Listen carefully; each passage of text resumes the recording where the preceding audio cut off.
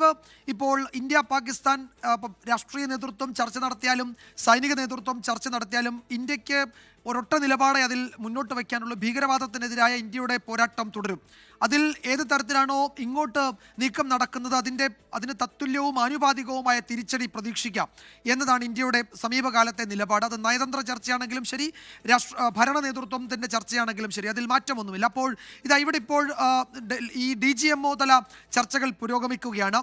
സിന്ധു നദീജല കരാറിൽ അതിൽ ക്യാപ്റ്റൻ അബേൻസ് എന്ന നമ്മളുടെ നിലപാടിൽ ഒരു മാറ്റവുമില്ല.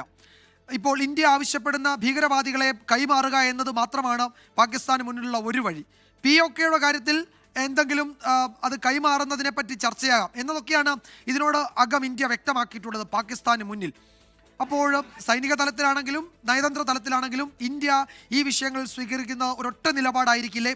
അതുതന്നെയാകുമല്ലോ പാകിസ്ഥാൻ DGMOയോടും പറയുക, അല്ലേ? വിജയകുമാർ, ഇന്ത്യൻ നിലപാടിൽ യാതൊരു മാറ്റവുമില്ല. അവിടെ നിന്ന് ഇങ്ങോട്ടേക്ക് വെടിയുണ്ടകൾ പായിക്കുകയാണെങ്കിൽ തിരികെ അങ്ങോട്ട് വലിയ ഗോളം തന്നെ പായിക്കും എന്നാണ് പ്രധാനമന്ത്രി തന്നെ സൈനിക മേധാവികൾക്ക് നൽകിയിട്ടുള്ള നിർദ്ദേശം. അതുകൊണ്ട് പാകിസ്ഥാനോടുള്ള ഈ ഭീകരതയുടെ കാര്യത്തിൽ യാതൊരു വിട്ടുവീഴ്ചയും ഇല്ല എന്ന കാര്യം കേന്ദ്ര സർക്കാർ തന്നെ അസന്നിഗ്ധമായി വ്യക്തമാക്കിയിട്ടുള്ളതാണ്.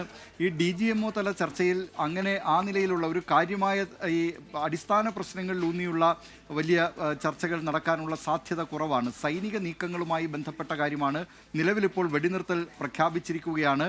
വെടിനിർത്തലിനു ശേഷവും പിന്നീട് പാക് ഭാഗത്ത് നിന്ന് പ്രകോപനമുണ്ടായിരുന്നു തൊട്ടടുത്ത മണിക്കൂറുകളിൽ. എന്നാൽ കഴിഞ്ഞ ദിവസം ഒരു ശാന്തമായ രാത്രിയാണ് കടന്നു പോകുന്നത്. തുടർന്ന് സ്വീകരിക്കേണ്ട കാര്യങ്ങളൊക്കെ ആയിരിക്കും ഈ DGMO തല ചർച്ചയിൽ. ഇന്ത്യയുടെ military operations director general Rajiv ഗായും പാകിസ്ഥാൻ്റെ military operations director general major general Kashif അബ്ദുള്ളയുമാണ് ഈ ചർച്ച. അവർ തമ്മിലുള്ള ഹോട്ട്ലൈൻ ചർച്ചയാണ് ഇത്. സാധാരണഗതിയിൽ രണ്ടു രാജ്യങ്ങളിലെയും മിലിറ്ററി ഓപ്പറേഷൻസ് ഡയറക്ടർ ജനറൽമാർ തമ്മിലുള്ള ഹോട്ട്ലൈൻ ബന്ധമുണ്ട്. അത്തരത്തിലുള്ള ഒരു ചർച്ച, അതായത് കഴിഞ്ഞ 3 ദിവസത്തിനിടെ ഏതാണ്ട് മൂന്നാമത്തെ ചർച്ചയാണ്, ഹോട്ട്ലൈൻ വഴിയുള്ള ചർച്ചയാണ്. ഇതിൽ ആദ്യത്തേത് ഈ വെടിനിർത്തൽ പ്രഖ്യാപിക്കണമെന്നാവശ്യപ്പെട്ടുകൊണ്ട് ഇന്ത്യയോടുള്ള പാകിസ്ഥാൻ്റെ അഭ്യർത്ഥന. ആദ്യം പാകിസ്ഥാൻ സൈനിക നീക്കങ്ങളുടെ ഡയറക്ടർ ജനറൽ അഭ്യർത്ഥിക്കുന്നു. അതിനെ തുടർന്ന് പിന്നീട് പാകിസ്ഥാൻ ഈ വെടിനിർത്തൽ ലംഘിച്ചതിനു ശേഷം ഇന്ത്യയുടെ എതിർപ്പും ഇന്ത്യയുടെ ശക്തമായ മുന്നറിയിപ്പും പാകിസ്ഥാൻ്റെ DGMOയെ അറിയിക്കുന്നു.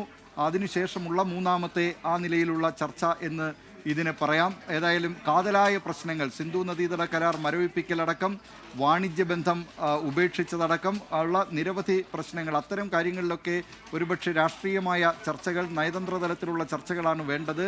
അങ്ങനെ ഏതായാലും ഇന്ത്യ ഇപ്പോൾ അത്തരം കാര്യങ്ങളൊന്നും ആലോചിക്കുന്നില്ല. ഇന്ത്യ ഇപ്പോൾ നിലവിൽ ഈ ചർച്ച മാത്രമാണ്, അതായത് മിലിറ്ററി ഓപ്പറേഷൻസിൻ്റെ ഡയറക്ടർ ജനറൽമാർ തമ്മിലുള്ള ചർച്ച മാത്രമാണ് നടക്കുന്നത് എന്ന നിലപാടിലാണ് ഇന്ത്യ. ദിലീപ് കുമാറാണ് വിവരങ്ങൾ നൽകിയത് ന്യൂസ് ഡെസ്കിൽ നിന്നും. അച്യുതൻ ഡൽഹിയിൽ തുടരുന്നുണ്ട്. അച്യുതൻ, ഇപ്പോഴീ യോഗം തുടങ്ങിയ ശേഷമാണ് രാവിലെ വളരെ വിശദമായി സേനാ മേധാവികൾ, വിദേശകാര്യമന്ത്രി, നാഷണൽ സെക്യൂരിറ്റി അഡ്വൈസർ, അതുപോലെ സംയുക്ത സേനാ മേധാവിയൊക്കെ പ്രധാനമന്ത്രിയെ കണ്ടു.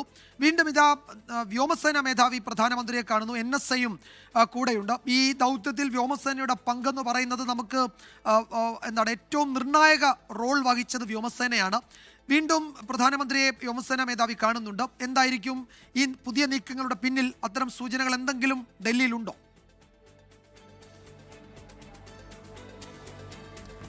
വിജയകുമാർ, നിലവിൽ ഈ അതിർത്തിയിൽ ഇന്ത്യ സ്വീകരിച്ചിരിക്കുന്ന സൈനിക നടപടികൾ സംബന്ധിച്ചുള്ള ഒരു പിൻവാങ്ങലുമില്ല. അത് ഇന്നലത്തെ വാർത്താ സമ്മേളനത്തിൽ കൃത്യമായി പറയുകയുണ്ടായി. അതായത് അതിർത്തിയിലെ സേനാ വിന്യാസം അത് ശക്തമായി തുടരും. ഇനിയുള്ള പാകിസ്ഥാൻ്റെ നീക്കങ്ങളടക്കം അത് കൃത്യമായി തന്നെ നിരീക്ഷിക്കും. ആ രീതിയിൽ തന്നെയായിരിക്കും ഇന്ത്യയുടെ ഭാഗത്തു നിന്നുള്ള തുടർ നീക്കങ്ങൾ ഉണ്ടാവുക എന്നത് ഇന്നലത്തെ വാർത്താ സമ്മേളനത്തിൽ വിശദീകരിച്ചിരുന്നു. ഒപ്പം തന്നെ വിജയകുമാർ സൂചിപ്പിച്ചതുപോലെ ഈ ഓപ്പറേഷൻ സിന്ദൂറിൽ ഏറ്റവും പ്രധാനപ്പെട്ട പങ്ക് വഹിച്ചത് വ്യോമസേനയാണ്. അപ്പോൾ അവരുടെ നേതൃത്വത്തിലായിരുന്നു ഓപ്പറേഷൻ സിന്ദൂർ പാകിസ്ഥാനിലെ POKയിലും പാകിസ്ഥാനിലും ഉൾപ്പെടെ 9 ഇടങ്ങളിൽ ആസൂത്രണം ചെയ്യുകയും അത് വിജയം കാണുന്നതും. അപ്പോൾ അതുമായി ബന്ധപ്പെട്ടിട്ടുള്ള നിർണായകമായിട്ടുള്ള ചർച്ചകളാണ് ഇപ്പോൾ പ്രധാനമന്ത്രിയുടെ അധ്യക്ഷതയിൽ നടക്കുന്നത്. ഒപ്പം ദേശീയ സുരക്ഷാ ഉപദേഷ്ടാവും ഈ ചർച്ചയിൽ പങ്കെടുക്കുന്നുണ്ട്.